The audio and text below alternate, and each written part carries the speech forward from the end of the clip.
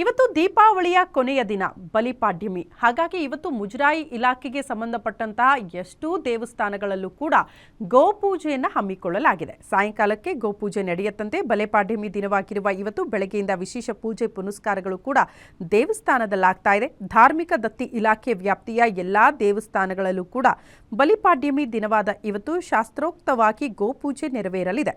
ಎಲ್ಲಾ ಮುಜರಾಯಿ ದೇವಸ್ಥಾನಗಳಲ್ಲೂ ಕೂಡ ಗೋಪೂಜೆ ನೆರವೇರಿಸುವ ಮುಜರಾಯಿ ಇಲಾಖೆಯ ಸಚಿವ ರಾಮಲಿಂಗಾರೆಡ್ಡಿ ಅವರು ಸೂಚನೆ ಕೊಟ್ಟಿದ್ದಾರಂತೆ ಗೋಪೂಜೆ ಮಾಡಬೇಕು ಅಂತ. ಇವತ್ತು ಸಂಜೆ ಗೋಧೂಳಿ ಲಗ್ನದಲ್ಲಿ ಗೋಪೂಜೆ ಮಾಡೋದಕ್ಕೆ ಎಲ್ಲಾ ದೇವಾಲಯಗಳಿಗೂ ಸುತ್ತೋಲೆ ಹೊರಡಿಸಲಾಗಿದೆ. ಗೋವುಗಳನ್ನು ಅಲಂಕರಿಸಿ ಅವುಗಳಿಗೆ ಅಕ್ಕಿ, ಬೆಲ್ಲ, ಬಾಳೆಹಣ್ಣು, ಸಿಹಿ ತಿನಿಸು ನೀಡಲಾಗಿದೆ. ಧೂಪ ದೀಪಗಳಿಂದ ಪೂಜಿಸಿ ನಮಸ್ಕರಿಸಿ ಶಾಸ್ತ್ರೋಕ್ತವಾಗಿ ಗೋಪೂಜೆ ನೆರವೇರಿಸಲಾಗುತ್ತೆ.